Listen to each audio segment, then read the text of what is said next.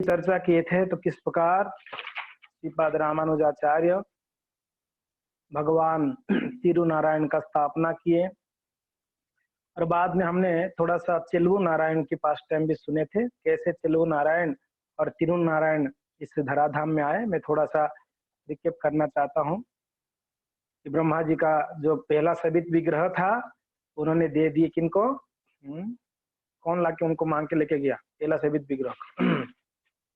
इक्ष्वाकु, महाराज इक्ष्वाकु को दे दिए थे। इक्ष्वाकु से आते आते वो रंगनाथ जी श्रीरंगम आ गए थे, पहला उनका सबित विग्रह था। दूसरा वापस जाके ब्रह्मा जी जब प्रार्थना किए तो उनको दूसरा एक भगवान का विग्रह मिला, बड़े सुंदर थे, उनका मुकुट भी बड़ा सुंदर था। वो विग्रह आगे जाके चतुर कुमार उनके पुत्र लोगों ने मांग के ले लिए, बोले हमको चाहिए। तो चतुर कुमार से होते होते वो आ गया रघुकुल में, भगवान राम जी के पास आ गया था। और प्रभु रामचंद्र जी के पास जब आया, क्या हुआ फिर रामचंद्र जी का जो पुत्र था कुश, लव कुश थे ना, तो कुश का बेटी का विवाह था एक्चुअली, कनक मालिनी करके उनका बेटी का नाम था, कुश का बेटी। लव कुश आप सब जानते हैं, राम का दो पुत्र थे, तो कुश का बेटी हुई कनक मालिनी। भगवान रामचंद्र के बाद कुश ने उनको सेवा किया। तो जब कनक मालिनी का विवाह हो रहा था तो कनक मालिनी का विवाह चंद्र वंश में हो रहा था, ये थे सूर्य वंश के, रघुकुल के, चंद्र वंश में विवाह कर रहे थे। तो उनकी कन्या दहेज में मांग ली, बोले कि मुझे ये चिलवु नारायण चाहिए। तो चिलवु नारायण को दहेज में दे दिया गया था, तो वो चंद्र वंश में चला गया ठाकुर जी, है ना। फिर चंद्र वंश में होते होते वो कहाँ पहुंचा, प्रभु भगवान श्री कृष्ण द्वापर में जब आए, प्रभु कृष्ण के पास आ गया रामचंद्र जी। मगर ये विग्रह रामचंद्र को बड़ा पसंद था, बड़े प्रिय था, इसलिए उनका नाम क्या हुआ, राम प्रिय ना, राम प्रिय इनका नाम, राम प्रिय चिलवु नारायण।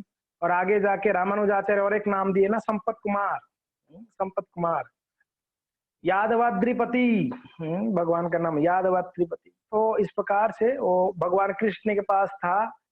और जब बलराम जी तीर्थ यात्रा में आए थे मेलकोटे, तो देखे बड़ा विग्रह को, देखे तिरुनारायण को, जब देखे तो उनको लगा हमारे घर पे जो चिलवु नारायण है अभी वो इनकी जैसा ही है देखने में, ये बड़े है वो छोटे, तो लाके यहाँ पर स्थापना कर लिए थे। तो इस प्रकार से चिलवु नारायण आए थे। तीसरी बार जब ब्रह्मा जी वापस प्रार्थना किए थे कि मेरे पास अभी विग्रह नहीं, मेरे पुत्र लोग ले गए चतुर कुमार, तो भगवान ने और एक विग्रह दिए थे, वो है तिरुनारायण, जो बड़ा विग्रह है, बहुत सुंदर विग्रह। ब्रह्मा जी वो मेलकोटे में स्थापना किए थे। तो हम कल ये बतला रहे थे कि एक समय प्रहलाद महाराज आए थे मेलकोटे, है कि नहीं। तो प्रहलाद महाराज जी का पर्सनल शालिग्राम था बहुत सारे, तो उनके पिताजी का पिंडदान करने आए थे। तो सुबह देखे जब सेवा कर रहे थे तो उस शालिग्राम से एक शालिग्राम मिसिंग था, एक शालिग्राम नहीं थे, गायब था उनकी अल्टर में से। तो बड़ा चिंता में आ गए कि मेरा ठाकुर जी कहाँ गए, मेरे शालिग्राम कहाँ गए। तो तब तक पहाड़ के ऊपर से आवाज आया, है प्रहलाद मैं यहाँ पर हूँ, पहाड़ के ऊपर हूँ, यहाँ पर आओ। तो प्रहलाद जी बोले यहाँ से कहाँ से भाग के चले गए पहाड़ के ऊपर। तो प्रहलाद जी पहाड़ के ऊपर चढ़ के गए, तो वहां पर वो शालिग्राम क्या हुआ था पता है, नरसिम्ह देव की विग्रह बन गया था वो शालिग्राम। नरसिम्ह देव का विग्रह हो गया था वो शालिग्राम।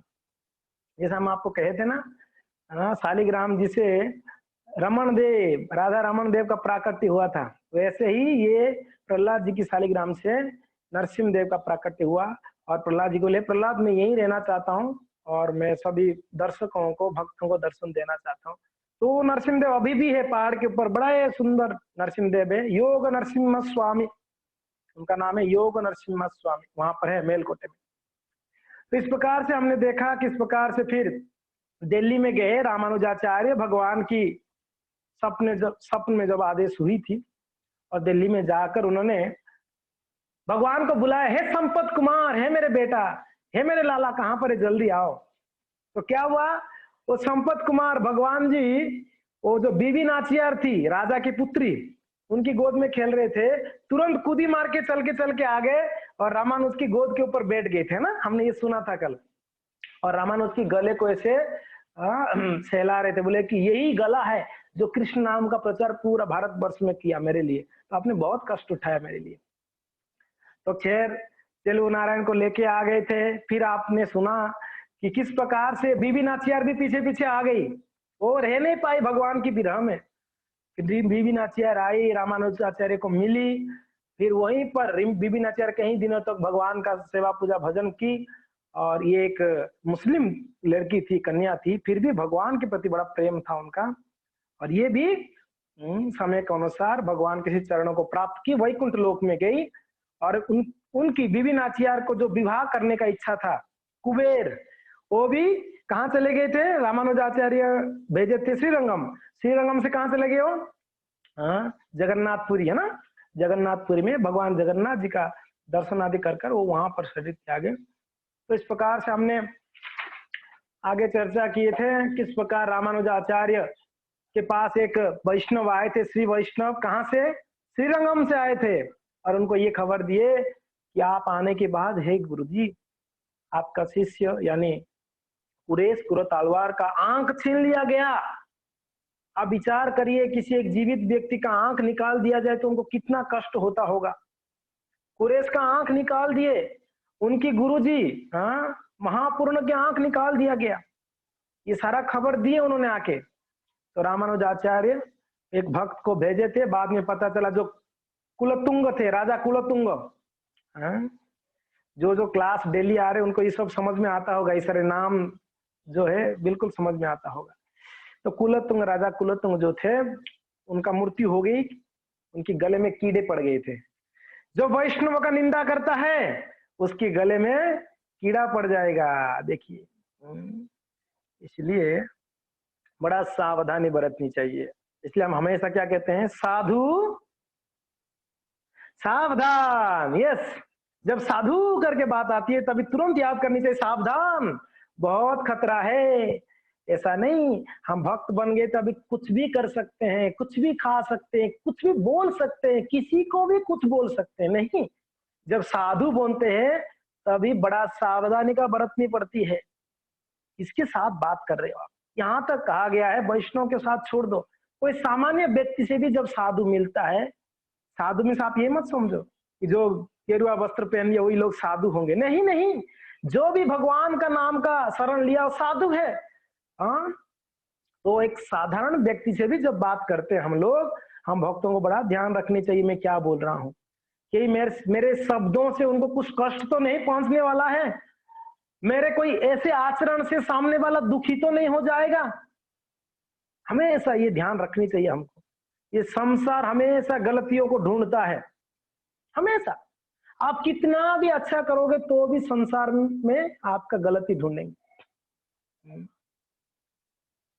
पहली बार जब महादेव जी आए वृंदावन में, भगवान लाला को दर्शन करने आए थे महादेव जी और उनकी धर्म पत्नी पार्वती जी। तो उनका जो वाहन था महादेव जी का, वाहन में बैठ के आ रहे थे पति पत्नी दोनों, वृषभ के ऊपर, वृषभ था है कि नहीं, बेल के ऊपर। तो जैसे एंट्री किए ब्रज में, इस धराधाम में, ब्रजवासियों ने बोले देख लो भाई तमाशा देख रहे हो। 5-10 लोग इकट्ठा होके बोले देखो तमाशा। दोनों पति पत्नी हट्टे खट्टे है और एक बेल के ऊपर, बिल्कुल दया भी नहीं, बेल के ऊपर दोनों बैठे हुए, देख लो भाई तमाशा। तो महादेव जी सुने, बोले ओहो गलती हो गई भाई। तो दोनों लोग उतर गए नीचे। अभी बेल चल रहा है, महादेव जी पार्वती चल रहे हैं नीचे, बेल के ऊपर नहीं। तब रास्ते में और कुछ लोग मिले, बोले कि देखो भाई तमाशा देख रहे हो, साथ में बेल को लेके आए फिर भी पैदल चल के जा रहे, देख लो, मूर्ख नहीं तो और कौन है ये लोग। तो महादेव बोले अरे भाई बैठे तो भी कमेंट्स, नहीं बैठे तो भी कमेंट्स। तो पार्वती को बोले पार्वती जी आप बैठिए, मैं नीचे चलूंगा। तो महादेव जी नीचे चल रहे थे, पार्वती जी को ऊपर बिठा दिए। तब आगे जाके और को एक ग्रुप मिला, बोले देखो भाई तमाशा, कितना स्त्री लंपट व्यक्ति, देखो स्त्री को ऊपर बिठाया है और खुद नीचे चल रहा है। ओहो, ऐसा स्त्री लंपट को हमने कभी नहीं देखा। महादेव जी बोले अभी क्या करूं भाई। पार्वती बोली नीचे उतरो, मुझे बैठने दो ऊपर। पार्वती को नीचे उतर जाके वो ऊपर बैठ गए महादेव जी। आगे जाके और एक ग्रुप मिला, बोले देख रहे हो तमाशा भाई साहब, देखो देखो देखो, पत्नी को नीचे चला रहा है और ये कितना बड़ा घमंडी आदमी ऊपर बैठ के चल रहा है। महादेव जी बोले कि भाई ये बड़े टेढ़े लोग हैं इधर की, ये धराधाम में सब टेढ़े लोग हैं। पार्वती जी को और दूसरे को बोले आप भाई आप लोग कैलाश वापस जाओ, मुझे ऐसे ही जाने दो, महादेव भगवान का दर्शन करके आता हूँ। वापस भेज दिए। तो ये संसार में महादेव को ही जब नहीं छोड़ते हैं लोग, हमको छोड़ेंगे जी? तो आप कभी आशा मत करिए कि हमेशा हर जगह पे आपका प्रशंसा ही होगी, ये आशा कभी मत करना। कई जगह पे निंदा होगी आपका, हो सकता है कोई एक आधा जगह में आपको प्रशंसा हो सकता है, बाकी हर जगह पे निंदा ही करेंगे, क्योंकि इस संसार के लोगों के पास आंख नहीं है आपके अच्छा गुण को देखने के लिए। उनकी आंख भगवान ने दिए हैं बुरा बुरा देखने के लिए, संसारी लोगों का। वैसे आंख शुद्ध है, मगर आंख के ऊपर हमने एक अहंकार का पट्टी लगा दिया है, अहंकार का कपड़ा बांध दिया है। ये अहंकार की पट्टी ऐसा है, हमको हर पूरा दुनिया में सब छोटे ही दिखते हैं, मतलब सब बेकार ही दिखते हैं। इस संसार में हम ही सबसे बड़े हैं, ये संसार में बाकी सब बेकार है। ये हमारे आंख में पट्टी है, या चश्मा कह सकते हैं, चश्मा। कहते हैं ना जैसा कलर की चश्मा पहनोगे वैसा रंग का सब दिखेगा। तो हमारा आंख में अहंकार का पट्टी है, तो हमको इस संसार में सब लोग दिखते हैं कि सब के अंदर कमी है। हमने आप कल कहे थे ना, तो गुरु जी कहे कि दीक्षा लेनी है तो जाओ इस संसार में सबसे जो घृणित चीज है लेके आओ, है सबसे घृणित और सबसे थर्ड क्लास जो वस्तु है या व्यक्ति, उसको लेके आओ। 2 शिष्यों को भेजे थे। एक शिष्य ने आके बोला कि गुरुदेव इस संसार में तो सबको ही थर्ड क्लास ही दिख रहे हैं, मुझे किसको लेके आऊं मैं? अच्छा ठीक है, सिर्फ मैं ही अच्छा लग रहा हूं, बाकी सब थर्ड क्लास है। दूसरा शिष्य आए, गुरुदेव बोले कि लाया? बोले हाँ गुरुदेव जी। कहाँ है? बोले कि मैं स्वयं हूँ। इस संसार में मैं जिसको भी देख रहा हूँ लग रहा है ये मेरे से बड़ा है, ये सबसे बड़ा है। यहाँ तक कि मैं जब मल को भी देखा, विष्टा को, मल को, तब लगा ये मल को भी मैं बनाने वाला हूँ। हमारे पेट में जब जाता है यही मल बन जाता है। ये कैसे निकृष्ट हुआ? ये मल से भी ज्यादा निकृष्ट व्यक्ति तो मैं हूँ, मैंने इसको मल बनाया हूँ। तो गुरुदेव इस संसार में कुछ निकृष्ट व्यक्ति है, ये वस्तु है तो मैं हूँ। तो गुरुदेव ने उन्हीं को दीक्षा दिए। बोले कि आप सच में अभी दीक्षा लेने के लायक हो, अपने आप को इतना हम्बल रखा। तो ये तो इस संसार में हर एक व्यक्ति निंदा करेंगे। तो यस, इस प्रकार से रामानुजाचार्य वहां पर जो भक्त आके कहे, जो कुलतुंग थे वो शरीर छोड़ दिए, और तब रामानुजाचार्य सोचे अभी मुझे जाना चाहिए श्रीरंगम है। तो तब भगवान को जाके प्रार्थना किए, हे मेरे प्रभु चेलु नारायण और तिरुनारायण, कृपा करके मुझे आज्ञा दे, मैं वापस श्रीरंगम जाना चाहता हूँ। भगवान तो मुंह मोड़ दिए, कुछ नहीं बोले। भगवान अपने भक्तों को छोड़ना नहीं चाहते हैं, ना भक्त भगवान को छोड़ना चाहते हैं कभी, ना भगवान कभी भक्तों को छोड़ना चाहते हैं। कभी ऐसे हुई है कि भक्त भगवान को त्याग दिए? जो सच्चा भक्त होता है, जो भगवान का बड़े प्रिय भक्त होते हैं, वो कभी भगवान को नहीं त्याग सकते। या भगवान भी कभी किसी भी परिस्थिति में भक्त को नहीं त्याग सकते हैं। भगवान अपनी स्वयं की धर्म पत्नी को त्याग सकते हैं, मगर भक्त को, आपको याद करिए वापस, जब रामानुज को मांगने के लिए आए थे, क्या बोले थे भगवान भरद्वाज? बोले थे अगर वो मेरे भूदेवी श्रीदेवी को भी अगर मांगते तो मैं दे देता, मगर रामानुज को मैं कैसे दूं? सोचिए भगवान का क्या भाव है, मैं मेरा घर देने को तैयार हूं। वो आए थे, थोड़ा सा चावल को भून कर ले आए थे महात्मा जी, सुदामा जी महाराज क्या ले आए थे? थोड़ा सा चावल, कुछ नहीं था घर पे जी। सुदामा जी का चरित्र इतना मधुर और इतना शिक्षणीय है, ओहो, अब सुनोगे तो आपके रोंगटे खड़े हो जाएंगे। क्या भाव था सुदामा महाराज जी का, घर पे कुछ नहीं है फिर भी भगवान के लिए कुछ लेना चाहता है। कभी भी भगवान के मंदिर में खाली हाथ बिल्कुल नहीं आना चाहिए। भगवान सोचेंगे ओहो इसको कुछ तो दिया हूं मैंने, ऐसा नहीं भिखारी बना के तो नहीं रखा हूं इस व्यक्ति को, फिर भी खाली हाथ आ रहा है मेरे द्वार में। ओहो, जब ठाकुर जी के पास आते हैं, कुछ एक फल ले आओ, नहीं फल नहीं ला सकते, और रास्ते में कोई पेड़ से थोड़ा फूल तोड़ के ले आओ ठाकुर जी के लिए, फूल तो मिल ही जाएगा।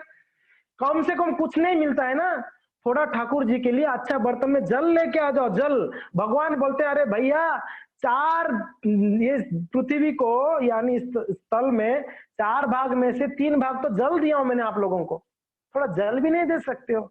एक तुलसी पत्ता दे दो। भगवान की द्वार पे कभी खाली नहीं जाना चाहिए, सबको सीख जाना चाहिए, खास करके गृहस्थ भक्तों को। जब भी गए कुछ ले आओ। कई भक्तों को देखा कुछ कुछ ले आते हैं, कोई फल ले आता है, कोई क्या ले आता है। एक फूल भी लाओगे ना प्रेम से, भगवान ये नहीं बोले आप 56 भोग लेके आओ मेरे लिए, या बहुत कुछ लेके आके दो तभी मैं प्रसन्न होऊंगा। नहीं नहीं नहीं, भगवान उससे प्रसन्न नहीं होते हैं जी। आप भले प्रेम से एक पुष्प ले आके ठाकुर जी के चरणों में दे दो, तो भगवान बोले आहा, ये भक्त ने देखो मेरे लिए पुष्प लेके आए। वो ये नहीं देखेंगे आपने क्या गलत किया, आपके मन में भाव क्या है, नहीं देखेंगे। आपने एक पुष्प लाया ना, बस उस चीज को देख लेंगे। भगवान अच्छा चीजों को ही देखते हैं और हम लोग बुरे चीजों को ही देखते हैं। अच्छा चीज हमको दिखता नहीं, भगवान को बुरा चीज दिखता नहीं। और भगवान के भी जो गुण होता है वो महान वैष्णव के अंदर भी रहता है। वैष्णव को कभी कोई बुरा चीज दिखता नहीं किधर से। कितना भी सोच लो आप लोग, हमारे क्या औकात है भगवान का भक्ति करने के लिए, आप सोचिए। हमारा क्या क्वालिफिकेशन, क्या गुण है हमारे अंदर कि हम भगवान परम पुरुष का भक्ति कर सकते हैं? कभी नहीं। फिर भी वैष्णवों की कृपा से हम कर रहे हैं कि नहीं कर रहे हैं? भगवान ने हमको स्वीकार किया कि नहीं किया है? ये है। यस। तो भगवान ये नहीं देखे अरे ये क्या क्या नहीं किया इसके जीवन में, दारू पिया, व्यभिचार किया, जुआ खेला है, गाली दिया है, क्या क्या नहीं किया ये व्यक्ति, इसको मैं क्यों स्वीकार करूं मेरे सेवा में? आप थोड़ा सा आपके जीवन का बैकग्राउंड देख लो, थोड़ा सा पीछे चले जाके देख लीजिए, जब भक्त होने से पहले आप क्या थे। थोड़ा विचार करिए, आप कैसा स्थिति में थे, आप क्या क्या बोलते थे उस समय, क्या क्या सुनते थे उस समय, क्या क्या खाते थे आप लोग उस समय। हम लोग, आप लोग यानी हम लोग, हम भी हैं। हमने क्या क्या बुरा कार्य नहीं किए हैं, क्या क्या नहीं सोचे हैं हम लोगों ने, फिर भी क्या दयालु है प्रभु भगवान का हमारे ऊपर, वैष्णवों का। अभी भी कभी बोले नहीं कि आपने ऐसे किया, मतलब। इसीलिए पूर्व जन्मों को नहीं देखा जाता है, पूर्व कर्मों को नहीं देखा जाता है। वैष्णव जब बन जाते हैं उसका पूर्व जीवन नहीं देखनी चाहिए कभी। अरे ये तो इतना बदमाश था, अभी क्या हरे कृष्णा कर रहा है? नहीं नहीं, अरे बहुत बड़ी बात है कोई हरे कृष्णा में आ गया, तो कोई ठाकुर जी का नाम ले रहा है, शरण ले, बहुत बड़ी बात है जी। बड़े भाग्यशाली लोग आते हैं।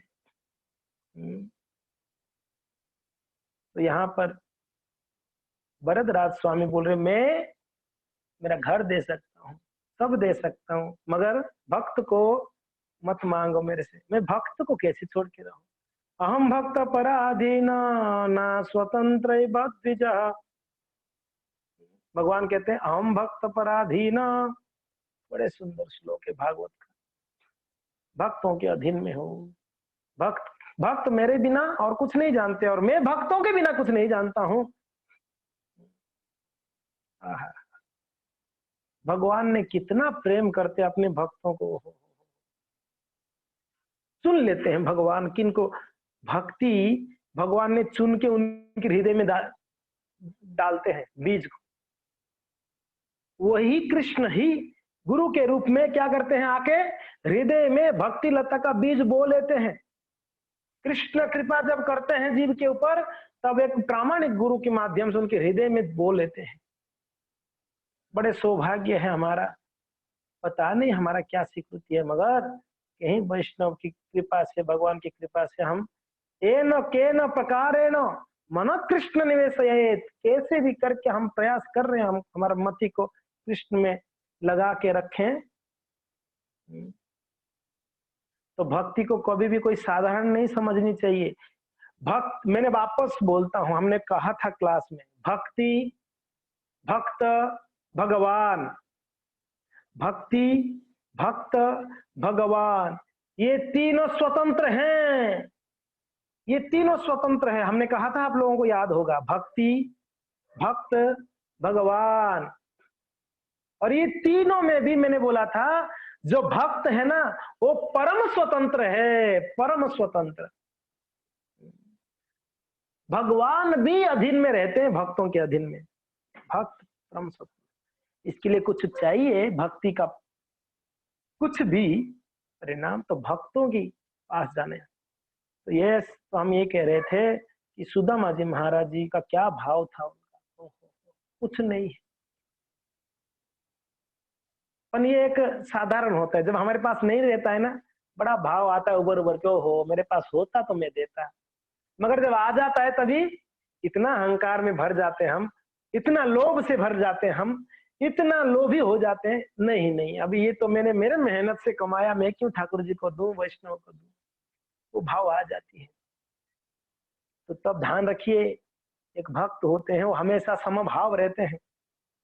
सुदामा जी महाराज जी के पास जब कुछ भी नहीं था, तब भी उनके मन में जैसे भाव था, जब आगे जाके श्री भगवान की कृपा से उनके पास सब आ गया, तभी भी वही भाव में थे सुदामा महाराज। ऐसा नहीं कि आने के बाद बस अभी नहीं, बस ये सब कुछ मेरा है, अभी नहीं नहीं। आप एक बार विचार करिए, जब माँ की गोद से बाहर आए थे आप लोग, क्या क्या लेके आए थे जी आप लोग? जब माँ की गोद से बाहर आए थे हम लोगों ने, सर्वप्रथम तो 9 महीना माँ के गर्भ में रहे, बड़ा सुंदर स्वागत हुई हम लोगों का। जब बाहर आए तो एक बार याद करिए, खैर आपको तो याद भी नहीं होगा बचपन में आप कैसे आए थे, खैर देखे होंगे आप कैसे आते हैं लोग, सब लोगों ने। अरे भाई नंग धड़ंग आए थे, कपड़ा भी नहीं था हमारे पास, आप याद करिए, बिल्कुल कपड़ा नहीं था हमारे पास। अभी इस समय हम क्या बोल रहे हैं, मेरा कपड़ा, मेरा परिवार, मेरा घर, मेरा गाड़ी। हे भगवान कहां से मेरा आ गया, जब आपने कुछ लाया नहीं था। और दूसरी बात है, जब जाएंगे तब भी कुछ रहेगा नहीं साथ में, ये एकदम कड़वा सत्य है ये। जब आए थे तब भी भिखारी थे, भीख मंगे थे, और जाते समय भी भीख मंगे बन के ही जाएंगे, कुछ लेके नहीं जाओगे। फिर ये बीच में मेरा मैं कहां से आ गया, समझ में नहीं आता है हम लोगों को। ये बीच का समय पर हम बोलते हैं मेरा है मेरा है मेरा है मेरा है, अरे ऐसा हमारा कुछ नहीं है, सब कुछ ठाकुर जी का था पहले। हमने यहाँ पर जब आए, ठाकुर जी हमको कुछ चीजें दिया, बोले लो आपको घर लो, ये गाड़ी लो, पत्नी लो, बच्चे लो, इनका जिम्मेदारी रखो जी। हाँ, मान लो आपकी गाड़ी का कोई ड्राइवर का आप रखोगे, कोई सेठ गाड़ी ड्राइवर रखता है, और ड्राइवर ये बोलने लगे कि मैं तो गाड़ी का मालिक हूं अभी, क्योंकि ना गाड़ी मेरे अंडर में है, मैं जैसे चाहूंगा वैसे चलाऊंगा, तो मालिक क्या करेगा, लात मार के नहीं भगा देगा। गाड़ी मालिक का है, आप बोलोगे गाड़ी मेरा है, तो लात मार देगा ना। तो ये संसार में हर एक वस्तु भगवान का है, हर एक व्यक्ति भगवान के अंश है, और उन वो जब हमारे जिम्मेदारी के लिए भगवान ने कुछ सौंपते हैं हमको, खास करके हमको कुछ जिम्मेदारी दी गई है, प्रभु जियों को जिम्मेदारी दी गई, आपकी पत्नी है, बच्चे हैं, ये मेरे हैं, और मैं आपको दे रहा हूं, आप संभालिए कुछ समय तक।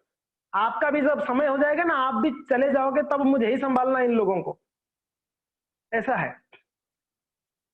जब माँ को कभी भगवान कहते हैं ये बच्चा मैं आपको दे रहा हूं, ये आप इसको लालन पालन करो, मेरे बिहाफ में आप सेवा करो इसका, मैं आपको जिम्मेदारी देता हूं। ये भाव हम लोग का जब डेवलप हो जाए ना, सब कुछ ठाकुर जी का है, और मैं उनका सेवक के जैसा मैं सिर्फ जिम्मेदारी रख रहा हूं। हमने एक उदाहरण दिए थे, आपको याद है, एक घर में महात्मा जी आए, तो देखे बहुत अच्छा आपका सोफा है, तो बोलता है कि महात्मा जी ठाकुर जी का है। ओहो क्या भाव है, देखे आपका बहुत बढ़िया घर बना हुआ है, बहुत सुंदर घर है। तो महात्मा जी को कहते हैं, वो घर गृहस्थी वाले थे, बोले महात्मा जी ठाकुर जी का है, मेरा तो कुछ नहीं है। बच्चे आए, प्रणाम किए महात्मा जी के, अरे बच्चे बड़े संस्कारी है, बोले कि महात्मा जी तो मेरे तो नहीं है, तो ठाकुर जी दिया हुआ है, ठाकुर जी का बच्चे हैं। पत्नी आई, बड़ा सुंदर सेवा की, उनको चरण धोई, उनको प्रसाद आदि दी। महात्मा बोले कि बड़े सुशील और अच्छी पत्नी मिली आपको। बोले कि मेरा नहीं है, ये तो ठाकुर जी की है, मुझे दी है संभालने के लिए। जब उनके घर के अंदर अंदर गए तो एक छोटा कमरा था, वहां ठाकुर जी विराजमान थे, गोपाल जी महाराज थे। तो देखिए गोपाल जी का बड़ा सुंदर ड्रेस पहना हुआ था, उनका मुकुट पहना हुआ था, मोहर पंख था।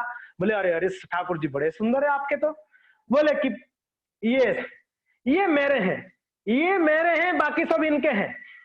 ये ठाकुर जी जो है ये मेरे हैं बस, बाकी सब ठाकुर जी के हैं। तब महात्मा जी बोले ये भाव अगर किसी के अंदर आ जाए, वो व्यक्ति हर एक समय हर एक स्टेप में प्रसन्न रहेगा। क्यों? सब कुछ ठाकुर जी का है, ठाकुर जी मेरे हैं, ये भाव होनी चाहिए।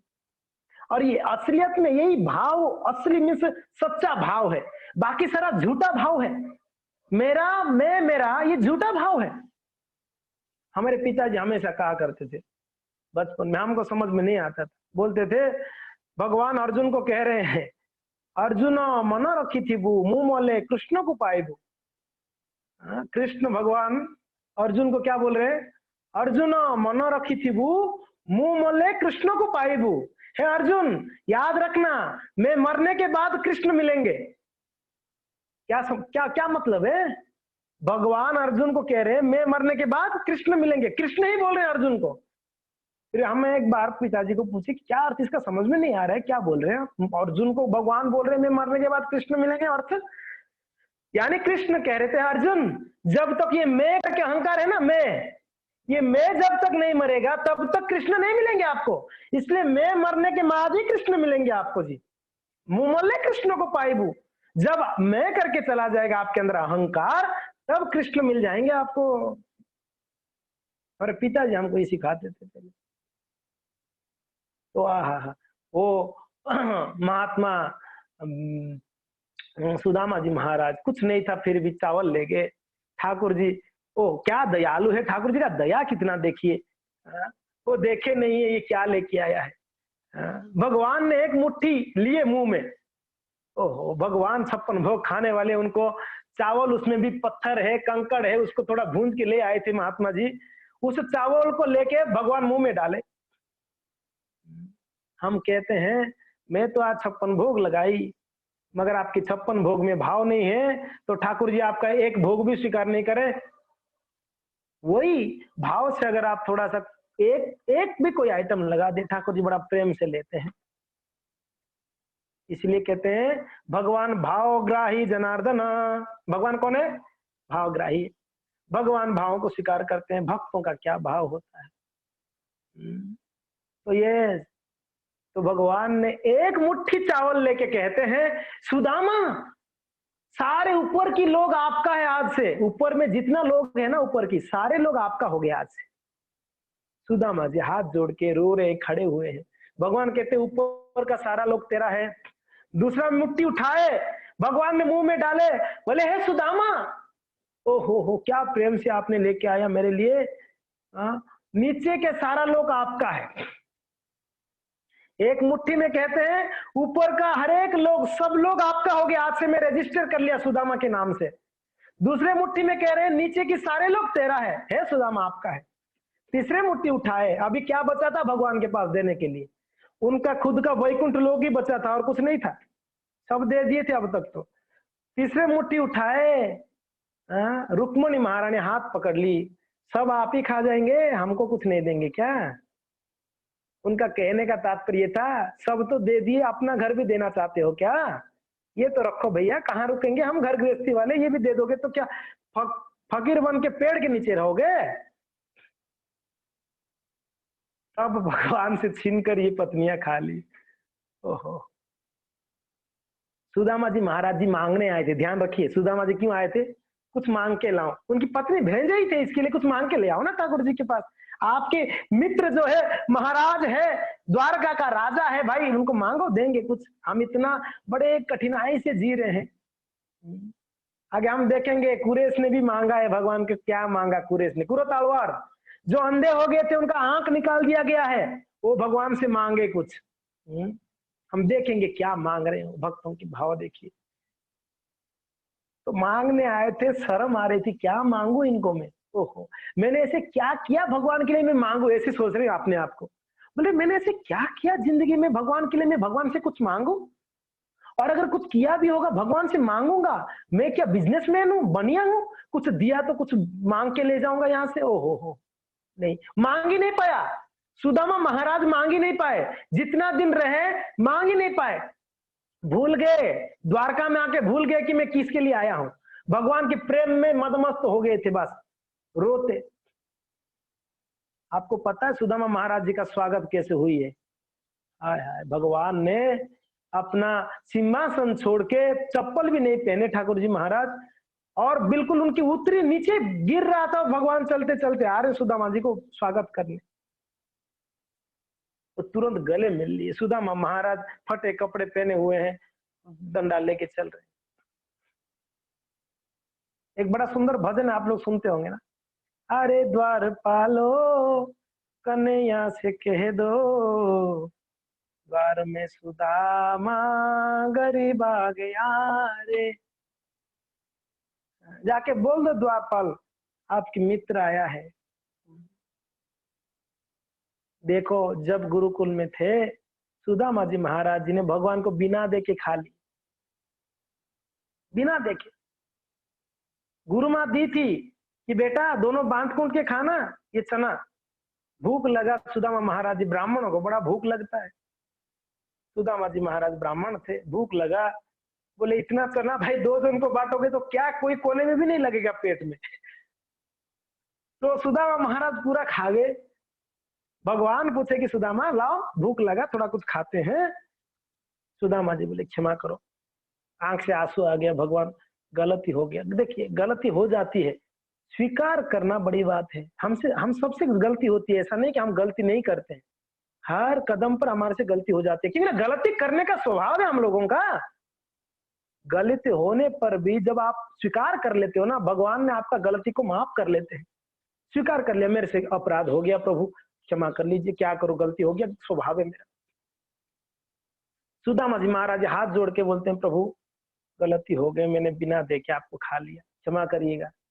अगर बोले कि कोई बात नहीं, कोई दिक्कत नहीं, मगर भगवान उस समय सोचे ये सुदामा जी मुझे बिना दे के खाया तो संसारी लोगों ने क्या सोचेंगे, भगवान को बिना दे के खाएंगे तो हम अमीर हो जाएंगे। भगवान ने बोले कि इसका एक उदाहरण स्थापित करेंगे। भगवान ने ऐसे किए कि सुदामा जी सिर्फ भगवान को दिए नहीं थे करके भिखारी बन गए, दरिद्र हो गए सुदामा जी महाराज, और कई समय तक दरिद्र का सामना करना पड़ा। खैर एक उदाहरण है हमारे लिए, भगवान को बिना दे के खाना, बिना भोग लगा के खाना, दरिद्रता का वेलकम कर रहे हैं हम लोग। बस अगर भोग नहीं लगा रहे हो आप, दरिद्रता का बुला रहे हो, आ जाओ मेरे घर पे जगह है बहुत, दरिद्रता का वेलकम कर रहे हो आप अगर भोग नहीं लगाते। इसलिए बिना भोग लगा के ठाकुर जी का बिल्कुल नहीं खानी है। तो खैर ऐसे भाव, यानी भगवान को बिना दे के खाए थे, फिर भी भगवान याद नहीं रखे थे। भगवान, हम लोग क्या करते हैं, कभी गलती कर ली होंगे ना कोई, जब मिलते हैं तो हम उसको याद कर करके उसको टोंच मारते हैं, है ना, थोड़ा घुमा फिरा के हो, डायरेक्टली हो, उनको ऐसे टोंच मारते, बेचारा कहीं का नहीं रह जाता है। हम लोग का स्वभाव है ये, भगवान भूल जाते हैं, जो गलती हो गया भूल जाते हैं, और जो अच्छा किया होगा बिल्कुल याद करके रखते हैं भगवान। कहते हे मित्र, आपने मेरे साथ गुरुकुल में पढ़ा है, आपने मुझे बहुत सेवा की, ये याद रखें ठाकुर जी महाराज।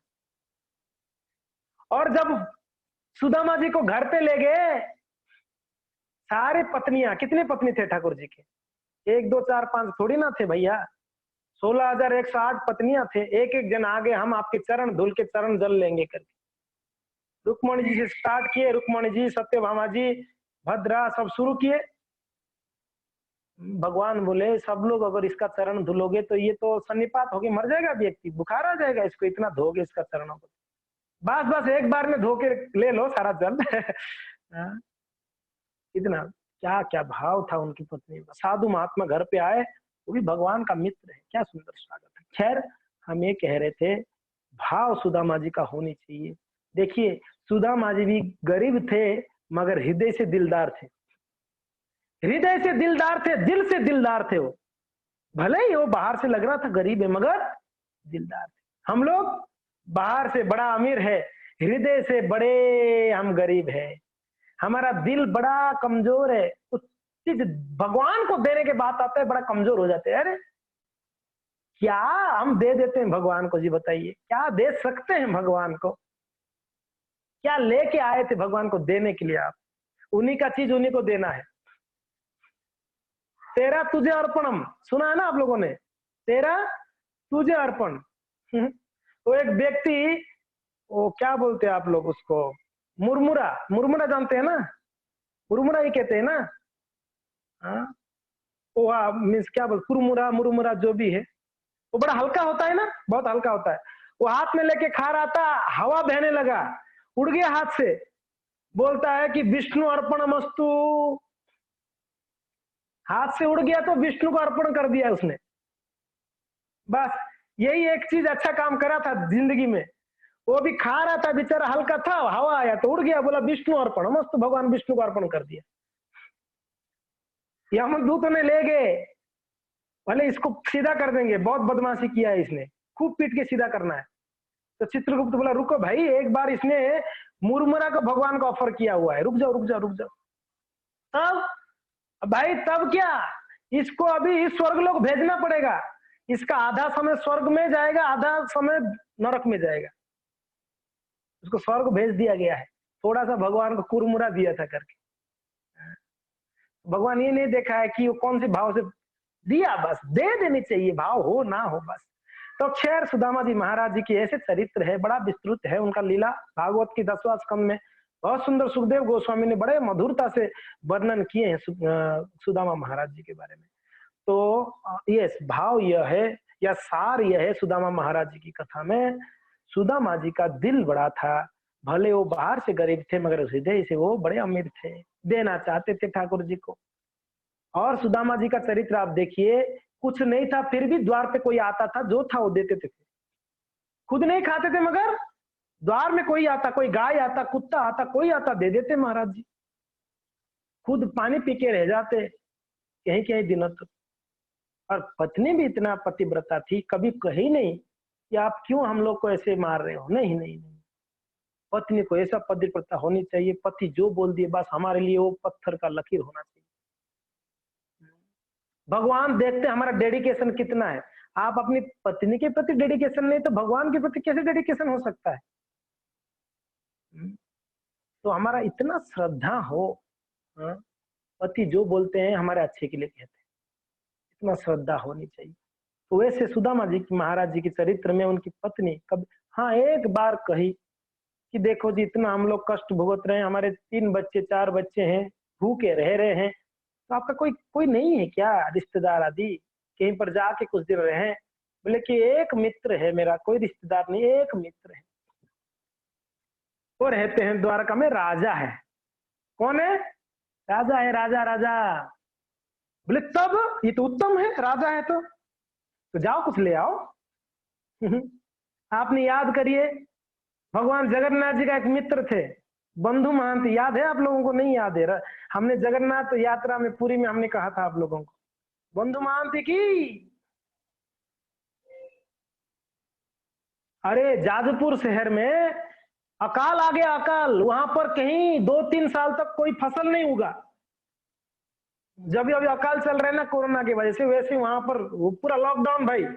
जो बाहर निकलता था डंडे मारते थे पुलिस लोग। खैर वैसा नहीं था, लोग मरते थे अकाल के कारण। बंधु महांती महाराज बड़े गरीब थे, भिक्षा आसन करके जीते थे, भिक्षा आसन, भीख मांगते, भीख भीख भीख घर घर में जाके। अभी लोग इतना अकाल पड़ गया, लोगों के पास कुछ है नहीं, देंगे क्या भिखारियों को? क्या देंगे? तो पत्नी कहती है 2 बच्चे हमारा, बेचारे 2 दिन से पानी पी के रह रहे हैं हम लोग। तो सब लोग गांव वाले जा रहे हैं कहीं ना कहीं किसी की रिश्तेदार के पास। तो आपका कोई रिश्तेदार है कि नहीं है? चलो ना कुछ दिन जाके रुकते हैं, ये अकाल जाएगा वापस आ जाएंगे। सुनेंगे? बंधु महांती की कथा बता दूं थोड़ा सा और? सुनेंगे? अच्छा चलो सुन लो, बंधु महांती की कथा सुन लो, बढ़िया, बहुत मधुर है। बंधु महांती को पूछ रही उनकी पत्नी कि आपका कोई रिश्तेदार नहीं है क्या? तो बोलती कोई है नहीं मेरा रिश्तेदार। तो बोले कोई तो होगा। तो कोई है नहीं, मेरा एक मित्र है, बंधु है, मेरा एक बंधु है, वो रहता है यहाँ से थोड़ी दूर में, पूरी करके एक जगह है, वहां रहता है। और पता है वो राजा भी है, मेरा बंधु है मगर वो राजा है। पत्नी सुन के गदगद हो गई, अरे ये तो उत्तम है, आपकी बंधु है, मित्र है और राजा है, तब तो बिल्कुल उनके पास जाना चाहिए हमको।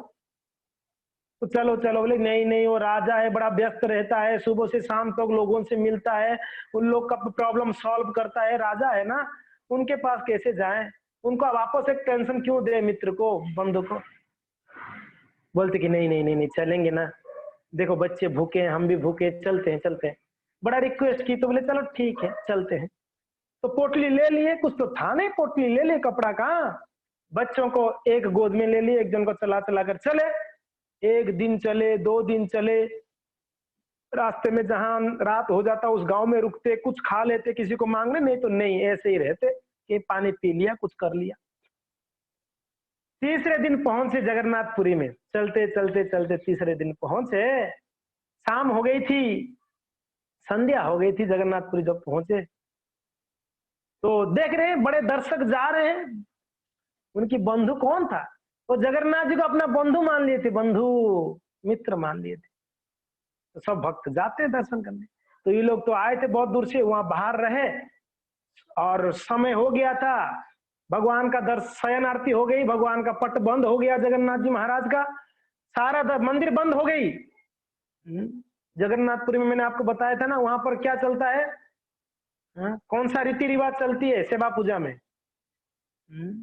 ना तांत्रिक, ना वैदिक, ना पंचरात्रिक, एक चौथा विधि है वहां पर। भगवान जगन्नाथ जी का सेवा पूजा पंथ से होता है, पंथ विधि, ये पूरी में ही लागू है, बस पंथ करके इससे सेवा पूजा होती है। तो पंथ यानी जब चाहेंगे तब सुला देंगे, जब चाहेंगे तब जगा देंगे, ऐसा है। तो खैर भगवान को सुला दिया गया जल्दी से, सब दरवाजा बंद। अभी ये लोग 3 दिन से भूखे हैं, जब से आए हैं कुछ खाए नहीं, बड़ा भूख लग रहा था। तो बंधु बांधव बोले चलो ना हम मिल के आते हैं आपके मित्र से। बोलते अरे अभी तो राजा आराम करेंगे, देखो बंद हो गया ना, राजा का माहौल बंद कर दिया गया। तब तो आज रात को रुक जाए, सुबह मिलते हैं, बंधु से सुबह मिलेंगे जगन्नाथ जी से। तो रात को भूख लगे क्या करें, तो भगवान जी का मंदिर का दक्षिण द्वार में जो किचन है ना, किचन भगवान का मंदिर के अंदर, आप लोग सब जो पुरी में गया देखा भगवान का किचन कितना बड़ा है, वहां पर कितने भोग लगती हैं, एक दिन में 1 लाख लोगों को खाने जैसा उतना भोग बनता है, ठाकुर जी को भोग लगती है, और पूरा का पूरा भोग लगता है ठाकुर जी के सामने। हाँ, और पुजारी लोग भोग लगा के उसको कहाँ ले आते हैं वापस, बिमला माता की मंदिर में ले आते हैं भोग लगाने। बिमला माता जी जब ले लेते हैं, उसके बाद आनंद बाजार में ले जाते हैं, जहां मार्केट प्लेस है, प्रसाद मिलती है।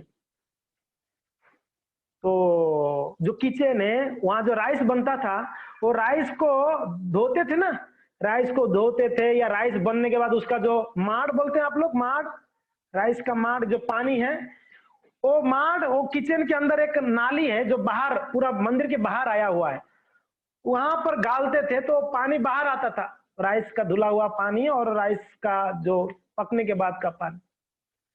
तो बोले आज यही पी के रह जाते हैं रात को।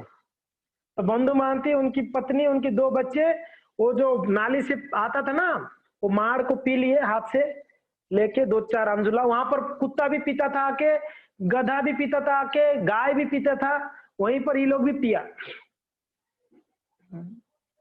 पी के सो गए। मगर क्या भाई, 4 दिन भूखा के बाद कोई पानी पी के रह सकता है, पेट में चूहा तो दौड़ रहा है, मगर करे क्या, कुछ है नहीं था खाने के लिए। तो रात को ये लोग सो गए, मगर नींद नहीं आ रहा था, थोड़ा थोड़ा नींद लग रहा था। आधे रात को 12 बजे, ध्यान रखिए क्या हो गया, 12 बजे एक व्यक्ति आया, पंडा जी, पंडा, बड़ा प्लेट लिया हुआ था, बहुत बड़ा सोने का प्लेट था, उसमें 56 वैरायटी का प्रसाद था भगवान का। आके बोल रहा है बंधु महांती, हे बंधु महांती। तो पत्नी जग गई, उसको तो भूख लगी रहा था, नींद तो नहीं आया था। पत्नी बोल रही कि अजी सुन रहे हो, आपको कोई बुला रहा है देखो। तो बोलता है कि अरे तू सपना देखी होगी, सो जा, इतना रात को एक नया जगह पे मुझे कौन बुलाएगा, कोई नहीं बुलाएगा, सो जाओ सो जाओ, आप सपना देखा होगा। तो थोड़ा लेटे वापस बुला रहा है, अरे वो जाजपुर से आने वाले बंधु महांती, जाजपुर से आए थे ना ये लोग, जाजपुर गांव से। तो बोले जाजपुर से आने वाले बंधु महांती। तब बोले रे आपको ही बुला रहे, आप ही तो जाजपुर से आए हो बंधु महांती। तब जगे तो वो पंडा जी, पुजारी जी आया, बोला कि ये लो प्रसाद, आप लोग भूखे हैं ना, ये लो प्रसाद, आपकी बंधु भेजा है, आपका मित्र भेजा है। देखकर बंधु महांती का आंख से आंसू गदगद हो गए, ओ हो, भगवान कितना दयालु है, हमारा भूख को सहन नहीं कर पाए ठाकुर जी महाराज, इसलिए प्रसाद भेज दिए। कितनी दया है, एक्चुअली भगवान ना, क्या हुआ यहाँ पर जो बंधु महांती उनकी पत्नी सोए ना, वहां भगवान को नींद नहीं आ रहा था। सुभद्रा पूछ रही है कि भैया सो जाओ, वापस ये पंडित लोग का ठिकाना नहीं, कभी भी आके जगा देंगे आपको, थोड़ा सो जाओ। तो भगवान कहते हैं लाली नींद नहीं आ रहा है। बोले क्यों भैया क्या हो गया, आज नींद क्यों नहीं आ रहा है? बलराम जी बोल रहे हैं कि अरे कान्हा सो जाना। बलराम जी बोल रहे सो जाओ, लाली बोल रही सो जाओ, उनकी बहन लाली। तो भगवान बोलते कि अरे मेरा एक मित्र आया है बड़े दूर से, 3 दिन से पैदल आया है परिवार के साथ, वो बेचारा आज मुझे मिल नहीं पाया, खाया नहीं कुछ, भूखा सोया हुआ है, मुझे कैसे नींद आएगा बताओ? वो भूखा है और यहाँ पर मैं 56 भोग खा के बिल्कुल ठाट से सो जाऊं, ऐसे हो सकता है? तब सुभद्रा कहती है भैया अगर इतना ही टेंशन है तो जाके कुछ प्रसाद दे के आओ। तब स्वयं भगवान जगन्नाथ जी एक भक्त के रूप में आके प्रसाद दे रहे हैं, सोने की प्लेट, खुद का प्लेट। स्वयं भगवान गए किचन में, जो बचा हुआ था अपनी खुद का सोने के प्लेट में सब सजाकर बढ़िया से उसको ढक कर लेके आके दे रहे। खुद की प्लेट था सोने का, जो रात को शयन भोग में जो प्लेट यूज होता है सोने का बड़ा प्लेट था, तो दे दिया गया। बंधु महांती बड़ा गदगद होके, बच्चे लोग बड़े भूखे थे कई दिनों से, बढ़िया से खाए, बहुत अच्छे से खा लिए। और तब तक वो प्लेट में खत्म नहीं हो रहा था प्रसाद, जब तक ये लोग खा रहे थे। अक्षय पात्र बन गया था ये। जैसे वहां मैया की वो बर्तन से तब तक प्रसाद खाना निकलता जब तक वो नहीं खा लेती, वैसे यहाँ पर बंधु महांती उनकी बच्चे जब तक पूरा नहीं खा लिए तब तक वो प्लेट खत्म नहीं हुआ। पूरा खा लिए बढ़िया से। वो ब्राह्मण बोला मैं बाद में आऊंगा प्लेट लेने के लिए, आप खा लेना। तो बाद में कोई ब्राह्मण नहीं आया। तो ये लोग खाने के बाद प्लेट को धो धा के वहीं पर पानी नल में धो दिए। धोकर बोले कि अरे वो ब्राह्मण तो आया नहीं, लग रहा है प्लेट बड़ा महंगा प्लेट है, बड़ा भारी भी था और सोने का था। बोले चलो कोई बात नहीं, सुबह मिलेगा ब्राह्मण यहीं पर दे देंगे। तो अपनी जो कपड़ा था वो चादर, एक धोती पहना था, एक चादर था महात्मा जी का, वो चादर से लपेट कर सर के नीचे रख के उसके ऊपर सो गया। बोला थोड़ा महंगा प्लेट लग रहा है, कोई चोर बुरा के ले ना जाए, सो गए। सुबह जब मंगला आरती में गए, मंगला भोग लगाने के लिए पुजारी हड़कंप मचा दिया उसने। बोले अरे भैया भगवान का सोने का प्लेट गायब है, किचन में है नहीं। तो पूरा हल्ला मच गया, भगवान का प्लेट कहां गया कहां गया कहां गया। तो रात को कौन सेवा में था, वो पुजारी को बुला।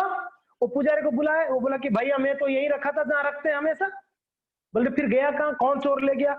राजा के पास गया, धीरे धीरे खबर सुबह हो गया। तब तक राजा के पास गया, राजा तुरंत ऑर्डर दिए जो भी चोरी किया होगा उसको बिल्कुल मृत्यु दंड दिया जाएगा, तुरंत प्लेट ढूंढना चाहिए। भगवान का सामान को इतना गैर जिम्मेदारी से रखते हो आप लोग। सारे पंडितों को बोले आप ढूंढो नहीं तो आप लोग सबको मार दूंगा मैं। भगवान का संपत्ति को ऐसे रखते हो? देखो बहुत बड़ा शिक्षा है, ठाकुर जी का संपत्ति को कितना ध्यान रखनी चाहिए हम लोगों को। हम कहते हैं मंदिर का सामान है ना, क्या है, हमारा खुद का रहता तो हाँ थोड़ा संभालते, ये तो मंदिर का है, हाँ, भगवान का है, आया राम गया राम है, कोई बात नहीं, चल नहीं नहीं, मंदिर में बड़ा ध्यान देनी चाहिए। हर एक वस्तु को यूज करने से पहले सोचना चाहिए भगवान का वस्तु है, तो कितने ध्यान से वहां पर मंदिर में हमको ध्यान रखना चाहिए। हर एक वस्तु, भले वो कुर्सी भी क्यों ना हो, भले वो बर्तन भी क्यों ना हो, भले वो प्लेट क्यों ना हो, वो सब ठाकुर जी का है। तो इसलिए बड़ा ध्यान पूर्वक उसको संभालनी चाहिए मंदिर का चीजें को। मंदिर में एक एक रुपए का एकदम बड़ा ध्यान से खर्चा होनी चाहिए, क्योंकि ना ठाकुर जी का पैसा है भाई, हमारा नहीं। बड़ा ध्यान से खर्चा करें। प्रभुपाद महाराज ने नियम बनाए, 1 रुपए भी मंदिर का ठाकुर जी के लिए भी खर्चा करोगे उसका प्रॉपर बिल होनी चाहिए, उसका प्रॉपर ऑडिट होनी चाहिए। प्रभुपाद महाराज नियम बना के गए।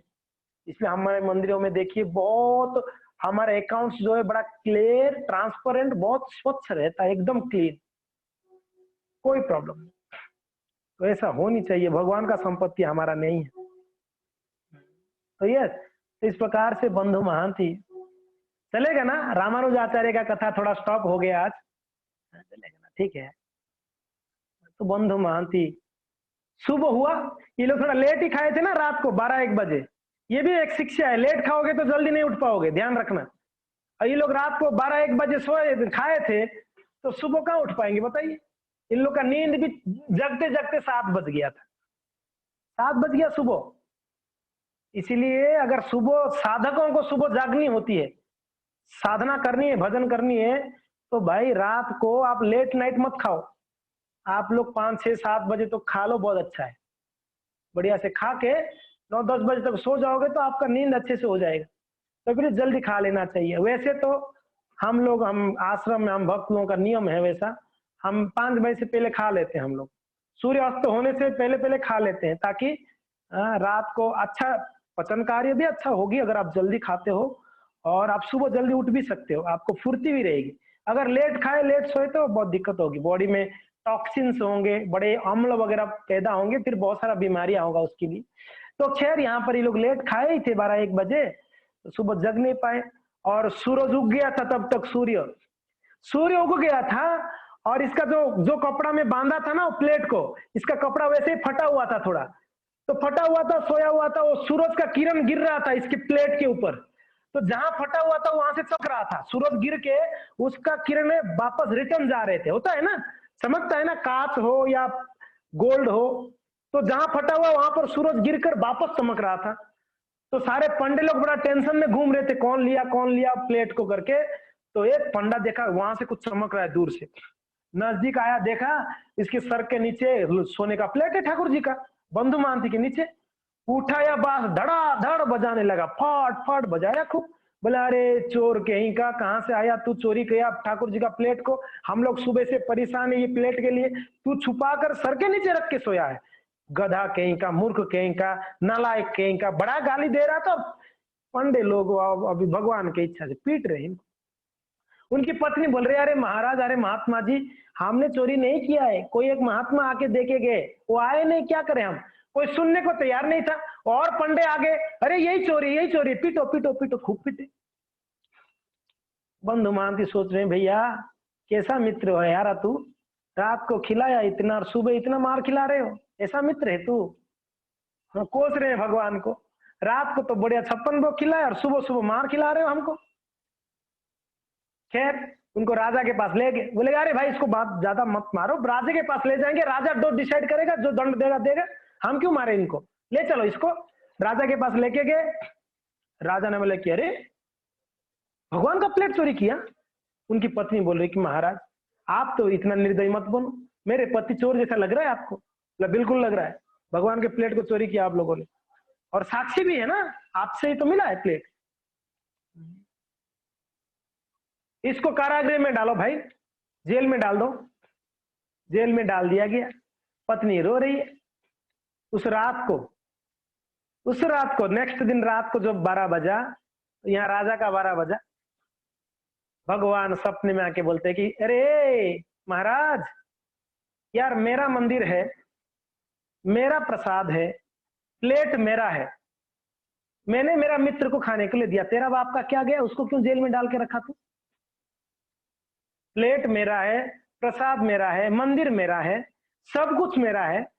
खैर ऐसा वार्ड तो भगवान यूज नहीं किए होंगे, तेरा बाप का क्या गया, पर ऐसे बोले होंगे जरूर, आपका क्या दिक्कत है भाई, आपको मेरा चीजें मैंने दिया मेरे मित्र को, तू क्यों इसको जेल में बंद करके रखा हुआ है।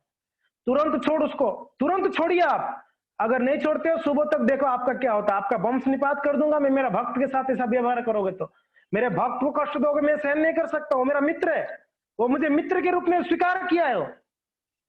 तो राजा तो पसीना छूट गया, दौड़ के आके उसी समय कारागृह से उनको निकाले और चरण पकड़ लिए महाराज जी ने, चरण। बोले हे बंधु महांती बहुत बड़ा गलती हो गया, हम पहचान नहीं पे आप कितना बड़ा महात्मा है, भगवान स्वयं आपको लाके ये प्लेट दिए है। तब वो बंधु महांती सोच रहे हैं ओ हो भगवान क्या लीला है आपका। तो खैर बंधु महांती का नाम बड़ा प्रसिद्ध हुआ जगन्नाथपुरी में, बाद में बड़े लोग, बहुत लोग आके, बंधु महांती फिर जाजपुर वापस नहीं गए थे, वहीं रुक गए, उनको एक वहीं पर कमरा दिया राजा ने, यहीं रुको करके। भगवान बोले थे इसका बढ़िया व्यवस्था होनी चाहिए पूरी में, ये वापस नहीं जाएगा, मेरा मित्र है, इसको बढ़िया स्वागत होनी चाहिए, सत्कार होनी चाहिए। तो उनको वहीं पर घर दिया गया, रोज भगवान का 4-5 टाइम प्रसाद आता था, बच्चे लोग खा पी के बढ़िया रहते थे। बाद में बंधु महांती वहीं पर पूरी धाम में शरीर छोड़ा, भगवान की लोक को प्राप्त किया, हरि बोल, भगवत धाम चला गया। ये बंधु महांती आज भी जगन्नाथपुरी में जाओगे, घर घर में लोग जानते हैं बंधु महांती कितना बड़ा भक्त था ठाकुर जी। देखो क्या भाव है भगवान के प्रति। आप भगवान को स्वीकार करो, कुछ भी करके भगवान आपको त्यागेंगे नहीं। भगवान कहते ये मेरा वचन है, अगर एक बार कोई मेरा शरण में आता है मैं उसको भले वो कभी त्याग दे, मैं नहीं त्याग सकता, मैं नहीं त्यागता हूं, मैं नहीं भूलता हूं। ये भगवान का स्वभाव है। विभीषण महाराज लंका से बहिष्कृत हो गए। रावण बोले कि अरे मूर्ख, तू मेरा भाई है, तू मेरे ही यहाँ पर रह रहा है, मेरा ही खा रहा है और गुणगान गा रहा है रामचंद्र जी का। उनको त्याग दिए, जा तब मेरा राज्य में कोई स्थान नहीं है तेरा। विभीषण महाराज जी बोले कि चलो ऐसे भी जाना चाह रहा था, ये निकाल दिया तो अभी रामचंद्र जी का शरण ले लेनी चाहिए, इससे अच्छा मौका और नहीं हो सकता है। कभी कभी संसार में बड़ा दुख आता है, तब सोच लेना चाहिए माया देवी हमको लात मार के बोल रही जा जा जगन्नाथ जी के चरणों में जा, तेरे पास और कोई ऑप्शन नहीं है। माया देवी हमको शिक्षा देती है, मगर हम वैसा परिस्थिति से वापस निकालकर वापस वही संसार में घूमना चाहते हैं, जगन्नाथ जी के चरणों में नहीं आते। मगर माया देवी हमको कभी कभी लात मार के शिक्षा देती, जा यहाँ पर इतना कष्ट भुगत रहा है, जा जगन्नाथ जी के चरणों में थोड़ा भजन साधन कर। जैसे ही कष्ट आएगा सोच लो कि ये माया देवी का एक जो है हमारे लिए न्यूज है, एक खबर है कि बेटा जा जा जा जगन्नाथ जी के चरण में जा, क्यों ऐसा कष्ट भुगत रहा है संसार। समझ जाना चाहिए जब भी कष्ट आएगा। अब जब सुख आएगा, कष्ट आएगा तो जगन्नाथ जी चरण में जाएंगे। सुख जब आएगा, सुख आएगा आपके घर पे, तब समझना चाहिए कि माया देवी ने हमको सुख दे के हमको प्रलोभन दे रही है, तू जगन्नाथ जी चरण में नहीं जाएगा तो यही वापस लात खाएगा, तू ध्यान रखना। ये माया देवी हमको शिक्षा देती है। कभी कभी थोड़ा सा आप जानते हो ना, कभी कभी जो टाइगर होता है ना, टाइगर किसमें सर्कस में टाइगर, उसको टाइगर को एक मांस का टुकड़ा फेंकते हैं जो ट्रेनर होता है, तो टाइगर और मांस खाने आता है तो उसको 2 फटाक से बजाते हैं, खूब मारते हैं, तो टाइगर डर जाता है, वापस फेंकते हैं तो टाइगर वापस आता है खाने के लिए, तो वापस पीटते हैं तो टाइगर को लगता है अब तो देगा, अब तो देगा, अब तो देगा, तो उसको ऐसे ट्रेंड बना देते हैं, गुलाम बना देते हैं। उसके बाद सर्कस में जब वो एक छड़ी लेके टाइगर को बोलता है खड़ा हो, तो खड़ा होना पड़ता है टाइगर, इतना ट्रेंड हो जाता है। वैसे माया देवी हमको इस संसार में ऐसे ट्रेनिंग देती है, कभी कभी थोड़ा सुख फेंकती है, बोलती है बेटा ये ले बिस्किट, तो हम तुरंत आते खाने के, फटाक से एक बजाती है, फाट करके जब लगता है ओ हो, फिर हम थोड़ा बैठते हैं, इतना दुख है, फिर वापस प्रयास करते हैं, वापस हाँ वो वापस लेना है इसको, वापस जाते हैं, वापस बचता है, और संसार में जीवन भर लगा रहता है ऐसे ही, और हमको ऐसे ट्रेनिंग दे देती है माया देवी। तो इसलिए ध्यान रखिएगा, सुख आता है तो समझ जाओ माया देवी का प्रलोभन है, दुख आया तो समझ जाओ माया देवी ने हमको भगवान के पास भेजा ही। ये भक्तों का बहुत बड़ा सीखने चीज है। तो खैर इस प्रकार से बंधु महांति बड़े सुंदर भक्त हुए, ये भक्तों का भाव होता है। तो यस, यहाँ पर श्रीपाद रामानुजाचार्य जो है वो श्रीरंगम में वापस जाने के लिए अभी इच्छा किए, भगवान को जाके उन्होंने रिक्वेस्ट कर रहे हैं कि हे प्रभु अभी मुझे वापस जाना पड़ेगा, आप मुझे नहीं छोड़ेंगे तो अभी मैं मेरे पति को छोड़ के कैसे रह सकता हूँ। उस दिन बेटा के पास रहा, भगवान का बेटा है संपत कुमार, अभी थोड़ा जानी है मेरे पति के पास। तो वहां पर भी भक्त लोग वेट कर रहे हैं, भगवान मेरे लिए वेट कर रहे हैं। तो भगवान बोले, कुछ बोले नहीं वैसा, अभी क्या कर सकते हैं ठाकुर जी। रामानुजाचार्य जब जा रहे थे कुछ मुख्य इंस्ट्रक्शंस दे के गए, रिक्वेस्ट करके गए भक्तों का। आप लोग को याद है रामानुजाचार्य जब मेलकोटे छोड़े क्या क्या बता के गए थे? ओके, आप लोग ने नोट किया। सर्वप्रथम बोले थे ये जो संपत कुमार है भगवान चिल्लू नारायण है, ये मेरा बेटा जैसा है। तो एक बेटा को इनको कैसे आप ध्यान रखोगे? जैसे कुएं के पास एक बेटा खेलता होगा, आपका बच्चा छोटा सा, माँ का कितना ध्यान रहती है कहीं कुएं में ना गिर जाए, कहीं कुएं के नजदीक ना चला जाए, कितना भाव रहता है, माँ का ध्यान रहता है उस बच्चे के प्रति।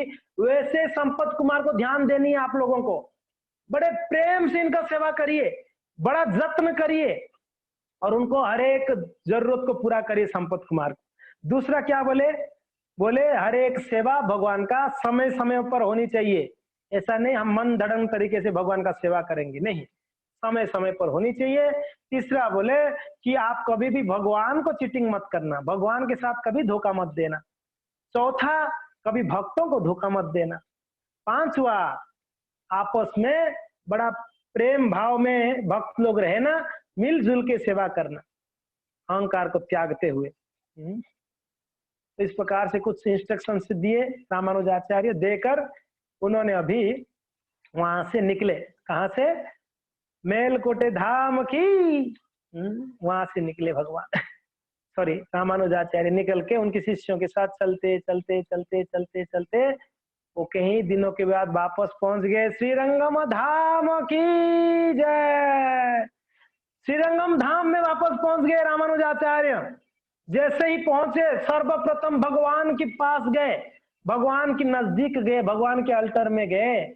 रंगनाथ जी को बहुत दिन से देखे नहीं थे, उनकी आंख तरस गया था रामानुजाचार्य को, कब मैं मेरे प्राणनाथ को देखूं, कब मैं श्रीरंगम में आके श्री रंगनाथ जी को, नम पेरुमल को कब मैं दर्शन करूं, पेरुमल को कब दर्शन करूं, बड़ा इच्छा था। तो आके भगवान के सामने हाथ जोड़ के प्रार्थना कर रहे हैं। रंगनाथ जी वो रामानुज का आचार्य को सामने देख के गदगद हो गए। भूल गया था मुझे जाके इतना दिन। भगवान कहते हैं कि बेटा इतना दिन रह गया वहां पर, मुझे भूल गया, थोड़ा भी विचार नहीं किया मैं यहाँ पर कैसे रहा होगा। भगवान तभी बात करते, भगवान उस समय भक्तों के साथ आदान प्रदान करते। रामानुजाचार्य बोले कि प्रभु क्षमा करिए, क्या करो परिस्थिति। खैर भगवान बोले कि कोई बात नहीं, आपकी वजह से मेरा स्थापना वापस हुई, मेलकोटे में आपने किया चलू नारायण और तिरु नारायण के रूप में, तो धन्यवाद दिए। फिर बोले हे रामानुज आप थक गए होंगे, बहुत दूर से चलते चलते आए हो, थक गए होंगे। देखो मंदिर में आए सर्वप्रथम भगवान, बाद में कुछ, और भगवान से भी पहले भक्त। जैसे रामानुजाचार्य एंट्री किए, सारे पूरा श्रीरंगम के भक्त लोग आके रामानुजाचार्य का बड़ा भव्य स्वागत किए। सब भक्तों से मिले, मगर मन में था रंगनाथ जी को मिलो। तो सर्वप्रथम मंदिर में जैसे एंट्री करेंगे, ध्यान रखिए हमको प्रणाम करनी चाहिए। क्या? मंदिर के बाहर प्रणाम करे, वांछा कल्पतरो भक्ष्य कृपा सिंधु वचः पतितानां पावनेभ्यो वैष्णवेभ्यो नमो नमः। हे वैष्णवगण, हे मंदिर में जितने वैष्णव है, मंदिर में वैष्णव यानी हर एक दीवार भगवान के वैष्णव है। यहाँ पर भगवान की बांसुरी यहाँ पर वैष्णव है, भगवान का मोर पंख भगवान का वैष्णव है, भगवान का आसन भगवान का वैष्णव है, भगवान का कुर्सी, भगवान का प्लेट, हर एक भगवान के वैष्णव है। वो सब भगवान को शांत रस में सेवा कर रहे हैं। मैंने आपको कहा था सारे रसों में 5 रस श्रेष्ठ रस है। कौन सा? कौन सा? शांत रस, दास्य रस, साक्ष्य रस, वात्सल्य रस, माधुर्य रस। ये 5 रस से भगवान का सेवा पूजा करते हैं भक्त लोग, मुख्य है वैसा। उसमें कोई भक्त शांत रस में सेवा करते हैं। जैसे बांसुरी है भगवान का, बांसुरी कभी कुछ बोलती नहीं है। कभी बोलती है कि भगवान आपने नीचे क्यों रख दिया, कमर में क्यों लगा दिया मुझे? नहीं, बांसुरी शांत स्वभाव के भक्त है। वो बस उनको जैसे यूज करेंगे भगवान वैसे यूज में आएंगे। वो एक भक्त है, बांसुरी का सेवा कर रहे, भगवान का कड़ा हो चप्पल, शांत रस का सेवक है वो। भगवान के धाम में हर एक चीज चिन्मय है, हर एक चीज चिन्ह सोच सकता है, बोल सकता है, कर सकता है। तो इस मंदिर में जब आते हैं तो प्रणाम करें वैष्णवों को, फिर भगवान को। हे प्रभु जगन्नाथ, हे बलदेव, हे मैया सुभद्रा, हे श्री श्री गौर निताय भगवान, हे सुदर्शन जी महाराज, तुलसी महारानी, हे नरसिंहदेव, सबको प्रार्थना करें कि मैं आपकी मंदिर में मैं प्रवेश कर रहा हूं। अगर मेरा कोई जान से या अनजान से कोई गलती हो जाए, अपराध हो जाए, प्रभु प्लीज मुझे क्षमा कर दे। इसे प्रार्थना करके मंदिर में एंट्री करें। कभी कभी भक्त लोगों ने, हर मंदिर में घंट होता है, पता है, घंट रहता है मंदिर के बाहर, तो घंट को बजाते। वो किसके लिए है? मंदिर में घंट बजाते यानी प्रभु अलर्ट, आपके भक्त आ गए आपके पास। अलर्ट करते हैं ना कभी कभी, तो भगवान को अलर्ट करते हैं। मान लो भगवान कहीं दूसरे कुछ काम में व्यस्त है, तो घंट बजाते, ओ हो कविता माता जी आ गए, तो भगवान रेडी हो जाएंगे। हाँ कविता माता जी आइए, मुझे दर्शन करिए, तो रेडी हो जाएंगे ठाकुर जी तुरंत। तो भगवान का अलर्ट करने के लिए घंट होता है मंदिर में, तो घंट बजाया जाता है। खैर हमारे पास घंट यहाँ पर है नहीं, तो इसलिए दरवाजा का थोड़ा ऐसा ठोकना चाहिए, प्रभु मैं आई हूँ या आया हूँ, प्लीज मेरा दर्शन कर ले, भगवान दर्शन कर ले हमारा। यस, ये सुंदर भाव होनी चाहिए भक्तों का। फिर मंदिर में आके भगवान से, हमने कहा था जब भगवान के पास आते हैं क्या प्रार्थना करें हमको कुछ पता नहीं चलता है प्रार्थना क्या करनी है ठाकुर जी के पास आके। हमने क्या प्रार्थना करते नॉर्मली बताइए? सुख संपत्ति घर आवे, दुख मिटे तन का, है ना? ओम जय जगदीश हरे। नॉर्मली हम यही प्रार्थनाएं करते हैं, ठाकुर जी के पास आते हैं तो मेरे घर में सुख आ जाए, संपत्ति आ जाए, मेरे दुख मिट जाए, मेरे तन का, मन का, तन का दुख मिट जाए। पर नहीं नहीं, ये सब कोई मांगने का चीज है जी? ये नहीं मांगोगे तो अभी तो ठाकुर जी आपको ये सब चाहिए दे ही देंगे, जरूरत है तो। भगवान के पास क्या प्रार्थना करनी है हम सबको सीखनी चाहिए। सर्वप्रथम ध्यान दीजिए क्या प्रार्थना करेंगे आप जब ठाकुर जी के पास आएंगे। सर्वप्रथम भगवान के पास आके भगवान का ग्लोरिफिकेशन करें। हे प्रभु आप कितने महान है, आप अनंत कोटि ब्रह्मांड के नायक है, आप परम पुरुष भगवान है। फिर भी प्रभु आप अपनी कृपा करने के लिए यहाँ पर आके विराजमान है, यहाँ उदयपुर में आके, एक छोटा शहर में आके, एक छोटा घर पे विराजमान है। प्रभु आप तो वैकुंठ में रहने वाले व्यक्ति है, फिर भी प्रभु आप हमारे लिए कष्टों को सहन करते हुए यहाँ पर आके विराजमान हुए हैं। तो प्रभु ये आपका बड़ा दया है हमारे ऊपर। हे प्रभु आप अनंत कोटि ब्रह्मांड के नायक है, आप भक्तों के हृदय में निवास करते हैं परमात्मा के रूप में। हे भगवान आप, ये ग्लोरी से भगवान का, आप कितने बड़े हैं, भगवान कितना महान है, ये बोलिए उनके सामने जाके। जैसे किसी को आप जाके प्रशंसा करोगे ना, ऑब्वियसली उनको बहुत अच्छा लगेगा ना। भले बाहर से बोले अरे प्रभु जी नहीं नहीं नहीं, मगर उनको लगता है और बोलो मेरे बारे में, और क्या जानते हो। कभी कभी हम खोद खोद के पूछते हैं, कैसे बताओ मेरा साड़ी अच्छा है क्या प्रभु जी? हाँ मतलब जी बहुत अच्छा है। अच्छा अच्छा बताइए मेरे कान में जो कुंडल लगाई अच्छी है? तुरंत पूछने लगते। फिर नाक में नौथनी ठीक लगती है? हाँ ठीक लगते। मुझे लगता है कि आज मेरा जो पायल है उतना सुंदर नहीं। नहीं नहीं पायल भी अच्छा है। तो धीरे धीरे हम खोद खोद के पूछते हैं, हमारा और ग्लोरिश हो, और ग्लोरिश है ना। अच्छा लगता है सबको, अच्छा लगता है नहीं लगता है? आप लोग को ग्लोरिफिकेशन मिले जब आपको कोई प्रशंसा करेगा, अच्छा लगता है नहीं लगता है? सच बोलिए, झूठ मत बोलिए। ऑब्वियसली अच्छा लगता है भाई, सबको अच्छा लगता है कोई प्रशंसा करे तो आपका, है कि नहीं? जब हमको अच्छा लगता है कोई हमारा प्रशंसा करे, निंदा करते हैं तो हमको अच्छा लगता है क्या? मुंह बिगाड़ते नहीं बिगाड़ते? अरे देखो ये बड़ा आया मुझे बोलने के लिए, मुंह बिगाड़ देते हैं हम लोग। ग्लोरिफिकेशन करते हैं बड़ा अच्छा लगता है, जब हम हमारा निंदा होती है तब मुंह बिगाड़ते हैं। तो सोचो हम, हमारे हृदय में इतना भाव है, कुछ हमारे बारे में कोई बोले, क्या भगवान नहीं चाहते उनका कोई ग्लोरिफिकेशन करे? भगवान नहीं चाहते उनका कोई गुणगान करे आके? चाहते होंगे कि नहीं चाहते होंगे? आप बोलिए। जगन्नाथ जी नहीं चाहते होंगे कि कोई आके उनको बोले हे जगन्नाथ जी आप तो बहुत बड़े हैं? जैसे वरदराज स्वामी को जाके बोलते थे, हे वरदराज स्वामी आप तो बहुत बड़े हैं।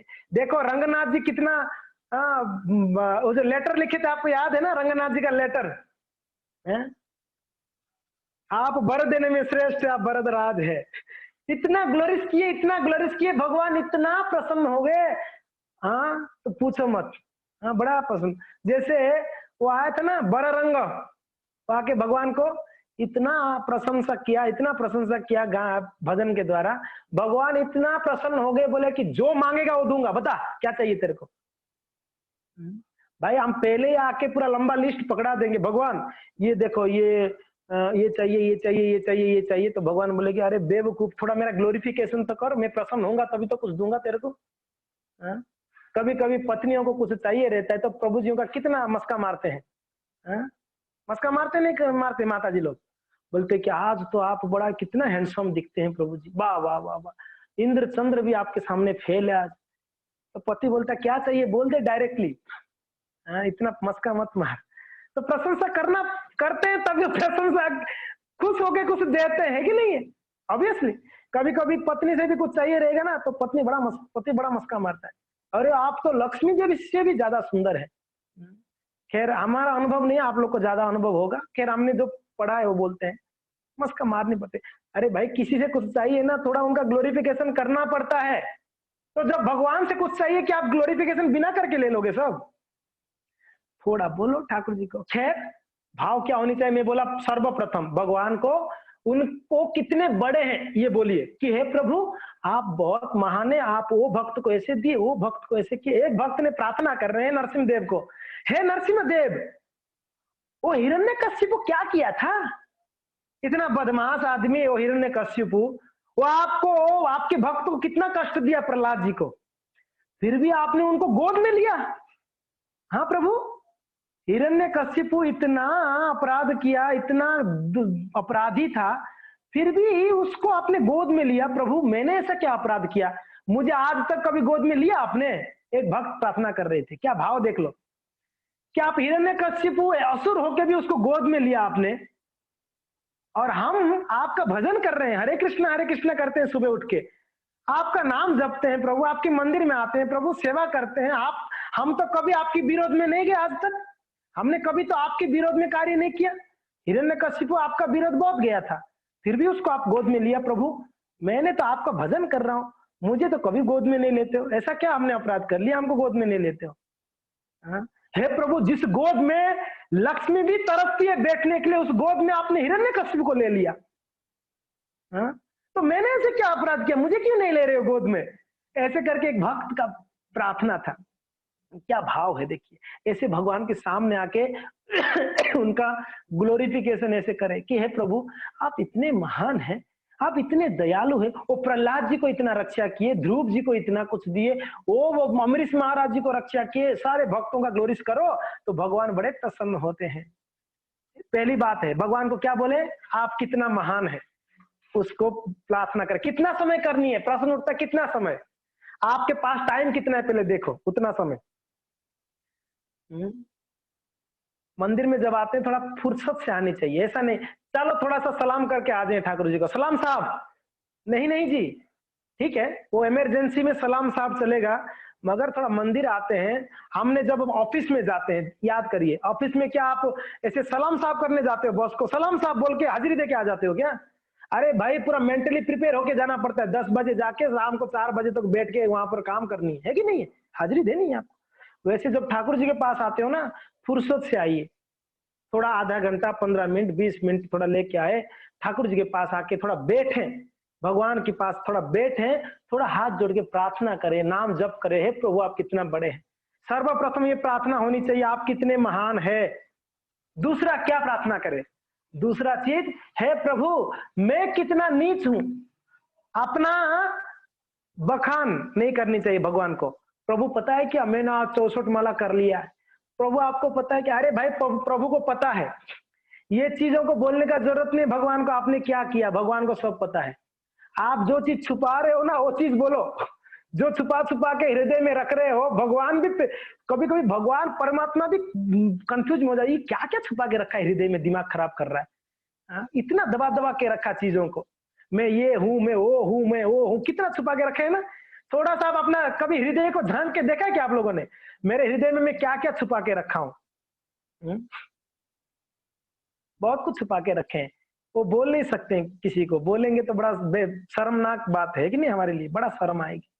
बहुत कुछ है, हम कहते हैं कभी कभी अगर ऐसा कोई थर्मामीटर मिल जाए, जैसा ज्वर यानी बुखार को मापने के लिए एक थर्मामीटर होता है ना, उससे पता चल जाता है कितना सेल्सियस, कितना डिग्री जो है इसका बुखार है, 100 है, 104 है, 108 है, जो भी है।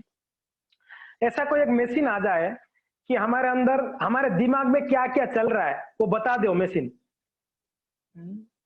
तो हमारा बैंड बज जावे।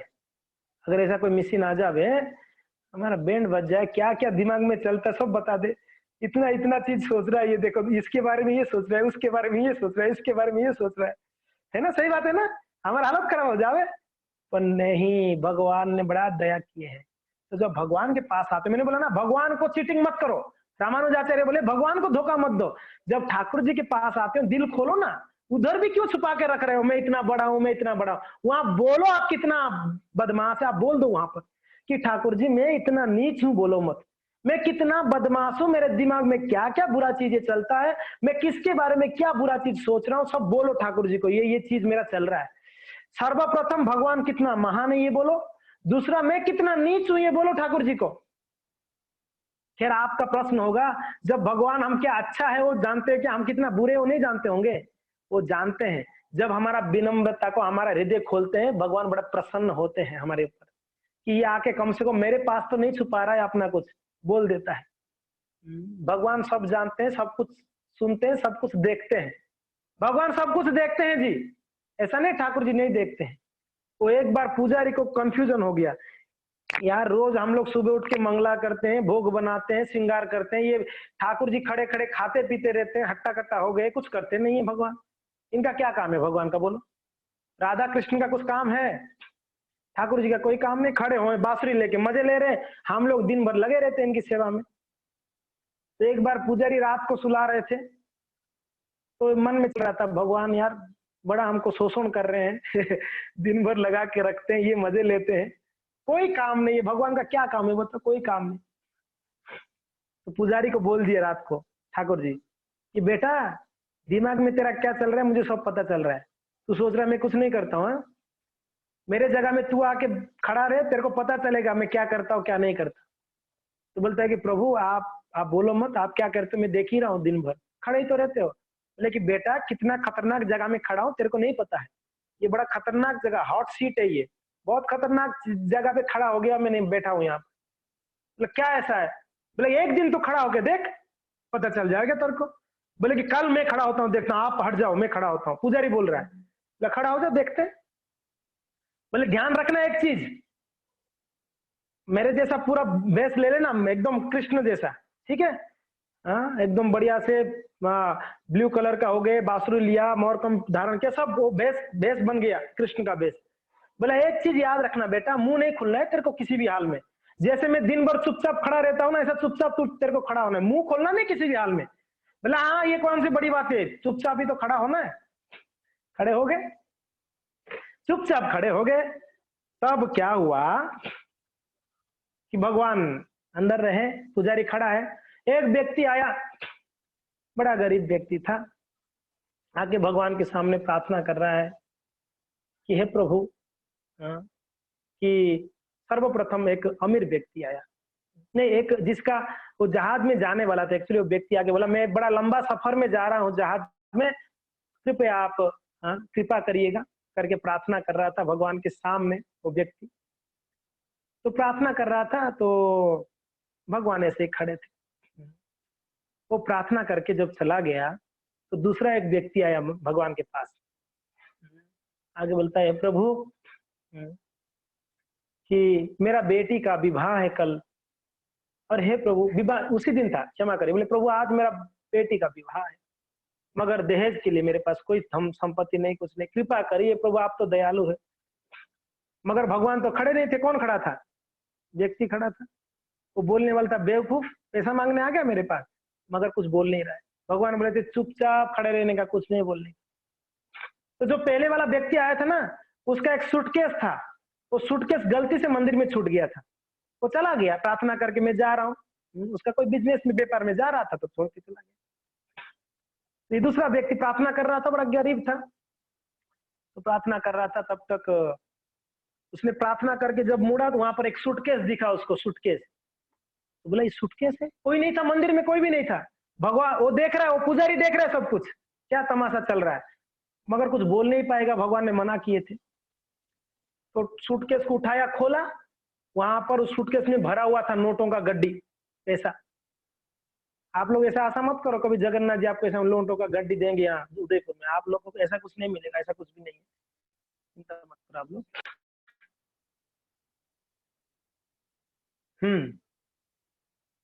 तो क्या हुआ, वो बॉक्स लिया, हे प्रभु कितने दयालु है आप, कितने महान है प्रभु, आपका क्या कृपा है, thank you Prabhu thank you. बोलने वाला था जो पुजारी खड़ा था बांसुरी लेके, अरे बेवकूफ तेरा सूटकेस नहीं है, तू मत लेके जा, बोलने वाला था, ये दूसरे का है, मगर बोल नहीं पाया। भगवान बोले चुपचाप खड़ा रहना है, तो चुपचाप खड़ा रहा। वो व्यक्ति सूटकेस लेके चला गया, दहेज में देके उनका बेटी का विवाह हो गया उसका कल्याण। ये जो व्यक्ति गया था ना, सूटकेस भूल के चला गया था, उसका गाड़ी था, जहाज था, फ्लाइट, तो रास्ते में ले मेरे तो सूटकेस छूट दिया, उसमें पैसा है, वापस आया। तीसरा एक व्यक्ति आया हुआ था, वो आके प्रार्थना कर रहा है प्रभु, उसका भी फ्लाइट था, ये तो बिजनेसमैन था, उसका भी कोई फ्लाइट था, प्रभु क्षमा कृपा करके मैं बड़ा लंबा जर्नी में जा रहा हूँ, मुझे कृपा करिएगा, आशीर्वाद दीजिए। तो पुजारी सुन रहा था। तब तक ये जो पहले वाला व्यक्ति था ना, जो सूटकेस था, वो पुलिस को लेके आया कि हे पुलिस मेरा सूटकेस भूल गया, कोई ले गया होगा, चलो। तो पुलिस को लेके आया, तो मंदिर में ये व्यक्ति हाथ जोड़ के प्रार्थना कर रहा था, जो अभी लंबा सफर में जाने वाला है, ध्यान रखिए।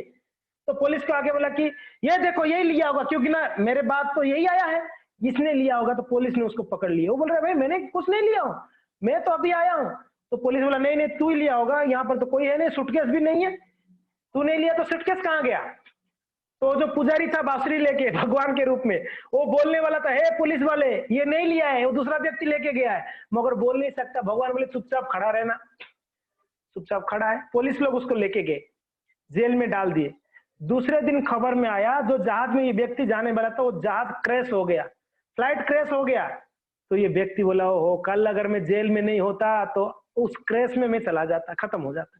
तो हे प्रभु, हे ठाकुर जी कितना दयालु है आप, मुझे बचा दिए जेल में डाल के। क्या दूसरे दिन पता चला ये चोरी ये नहीं किया है, वो दूसरा व्यक्ति लेके उसका दहेज देके विवाह कर लिया है। तो आके सरेंडर हो गया कि भाई वो तो मैं ठाकुर जी का कृपा करके ले लिया, सरेंडर हो गया।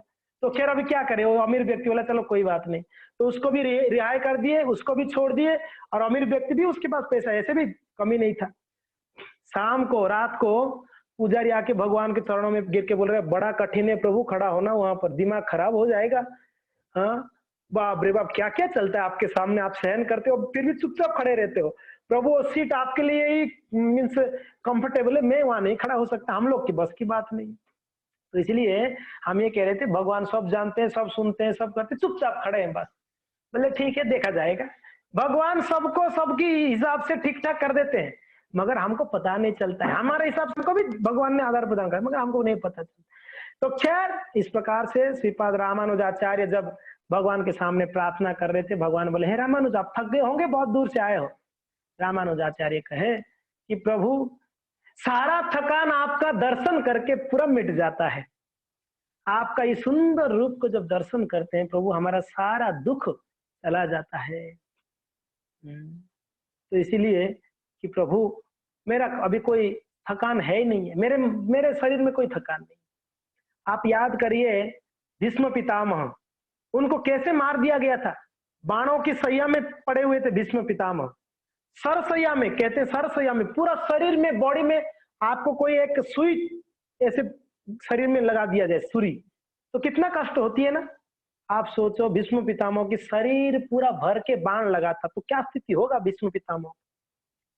वो भी सोए हुए थे युद्ध क्षेत्र में, प्राण नहीं त्यागे थे, सोए हुए थे सरसैया में, डलप बेड नहीं था, बाणों का बेड था, बाणों का बेड। भगवान आए युधिष्ठिर महाराज जी को लेके, जब ठाकुर जी आए देखे तुरंत भीष्म पितामह हाथ जोड़ के बोले हे प्रभु बस मेरा सारा दुख मिट गया, जितना कष्ट था शरीर में सब चला गया। ब्रह्मा ये भीष्म पितामह कह रहे क्यों, क्योंकि प्रभु आप जिनको दर्शन कर लेते हो, आपकी दर्शन आपकी नजर जिनके ऊपर जाता है उसकी शरीर में कोई कष्ट रहेगा क्या। तो आप मुझे देखते ही मेरा शरीर का सारा कष्ट चला गया, अभी मुझे कोई टेंशन नहीं, अभी मैं आराम से आपके मुंह आपके सुंदर चेहरा को देखते देखते मैं शरीर त्याग दूंगा। है प्रभु देखो भीष्म पितामह का इच्छा मृत्यु का भर था, वो वेट कर रहे थे कब कृष्ण आएंगे, उनको दर्शन करके मैं जाऊंगा। ये भक्तों का भाव है, इसलिए तो क्या बन गए हमारे महाजन बने भीष्म पितामह, महाजन महाजन। क्यों, ऐसे भाव था भगवान को दर्शन करके जाऊं, ऐसे नहीं जाऊं मैं। वैसे सुबह का दिनचर्या उठते ही कोई एक भक्त प्रश्न किए प्रभु जी मंगल आरती क्यों क्यों उठना चाहिए, क्यों करनी चाहिए, क्यों मंगल आरती दर्शन जरूरी है। आज मंगल आरती दर्शन हुआ आप लोग का अच्छे से, हरि बोल, किनको किनको हुआ, हरि हरि जय, सब लोगों ने दर्शन किया आप लोगों ने। तो एक भक्त पूछे कि प्रभु जी मंगल आरती क्यों जरूरी है। अरे बाबा जब हम मंगल आरती में आते हैं सुबह, भगवान हमको दर्शन करते हैं, हमारा दर्शन जब होता है हमारा शरीर से सारा अमंगलों को ले लेते हो, इसलिए भगवान का नाम हरि हरि हरि, बोलो हरि हरि हरि हरि। हाँ हरि का अर्थ क्या है, हरि का अर्थ है सर्व अमंगल हरे, प्रेम दिया हरे नाम। हरि का अर्थ है सारे अमंगल को हरने वाले, उनको हरि कहते हैं। इसलिए भगवान के सामने आओगे तो सारा अमंगल को हर लेते हैं, सुबह सुबह आपका मंगल हर देंगे तो दिन भर आपका मंगलमय होगा। इसके लिए ठाकुर जी के सामने एक बार सुबह जाके दोक लगा देनी चाहिए, घर पे हो मंदिर पे हो करनी चाहिए भगवान के सामने, इसके लिए मंगल आरती बहुत जरूरी है। तो खैर रामानुजाचार्य बोले ठीक है रामानुजाचार्य, बड़ा सुंदर बातचीत हुई। रामानुजाचार्य और रंगनाथ जी का कई दिनों के बाद मिले थे ना, पति पत्नी हस्बैंड थे ना उनके, तो बहुत बातचीत किए, बड़े प्रेम मधुर बातचीत हुई। फिर भगवान बोले ठीक है रामानुज, अभी आप जाइए, थोड़ा सा फ्रेश होइए, आराम करिए, आप कहीं दूर से आए हैं। तो रामानुजाचार्य फिर अपने आश्रम में गए, थोड़ा फ्रेश होके रामानुजाचार्य थोड़ा सा भक्तों से मिले। मगर रामानुजाचार्य को एक चीज बड़ा दिमाग में बैठा हुआ था कि मैं कब कुरतालवर को मिलूंगा, मैं कुरेश को कब मिलूंगा। मेरे लिए उसने इतना बड़ा त्याग किया है, अपना आंखों को त्यागा है, इतना कष्ट झेला है मेरे लिए, कुरेश को कब मिलूं। बड़ा हृदय से इच्छा था रामानुज को, कुरेश को मिलना है, कुरेश को मिलना है, कुरेश को मिलना है। ओहो, तभी क्या कुरेश को मिले होंगे क्या रामानुजाचार्य, कब मिलेंगे? मिले होंगे तो कुरेश का क्या भाव रहेगा गुरु जी को स्वीकार करके सामने, और ये रामानुजाचार्य का क्या भाव होगा कुरेश जी के मिलकर, क्या बात की है उन्होंने। उनके आंख दोनों नहीं था तो रामानुजाचार्य क्या बोले होंगे। ये सब श्रवण करनी है तो आपको वापस, आपको कल शाम को 6 बजे आना होगा, इसी समय दर्शन आपको श्रवण करने के लिए। कुरतालवर का क्या स्थिति हुआ आगे जाके, उनका आंख चला गया था तो क्या हुआ, उनका आंख आया क्या वापस? भगवान रंगनाथ जी का कृपा हुई क्या, रामानुजाचार्य क्या की, तो आपको वापस आनी पड़ेगी। खैर एक अनाउंसमेंट है आज, वैसे कल मेरे क्लास नहीं होगा भक्त भागवत की जगह, कल हमारे हरिल्ला माता जी का क्लास है। भोग कैसे बनाए, भोग कैसे लगाए, भोग होता क्या है, भगवान का सेवा कैसे किया जाए, उसके ऊपर माता जी का एक सेमिनार है। तो स्पेशली सारे भक्तों को, आप में से सब लोग भोग लगाते ही होंगे घर पे, सब लगाते हैं, यस। तो यस, कल सेमिनार बहुत जरूरी है, उसमें बड़ा डिटेल्स में माता जी कहेंगे कि कैसे भोग लगाया जाए, क्या भाव होना चाहिए, कैसा कपड़ा होनी चाहिए हमारा, कैसा कैसा बर्तन होना चाहिए, कैसे पालन करनी चाहिए, सारा नियम क्या होनी चाहिए हमारे लिए, घर के लिए, खास करके मंदिर के हिसाब से नहीं, घर के हिसाब से। एकादशी में क्या खानी चाहिए, क्या नहीं खानी चाहिए, एकादशी में क्या व्रतों को पालन, तो ये सब माता जी बड़ा डिटेल्स में आपको समझाएंगे। तो आप लोग को निवेदन है, आप कल शाम को एकदम परफेक्ट 6 बजे ही आप आ जाइए, आपको आईडी पासवर्ड भेज दिया जाएगा, शायद हो सकता है आईडी पासवर्ड अलग होगा, तो आपको मैं लिंक भेज दूंगा ग्रुप में। तो आप कृपया कल शाम को 6 बजे आए, हमारा यही चरित्र कंटिन्यू रहेगा, परसों वापस हम इसको कंटिन्यू करेंगे, ठीक है। कल आपको ये सेमिनार सबको अटेंड करना जरूरी है, बड़ा सुंदर आपको सीख सकते हैं घर पे कैसे भोग लगानी है कि नहीं। ओके, बहुत बहुत धन्यवाद, और सारे भक्तों को बहुत बहुत थैंक्स, आपने बहुत समय निकाल कर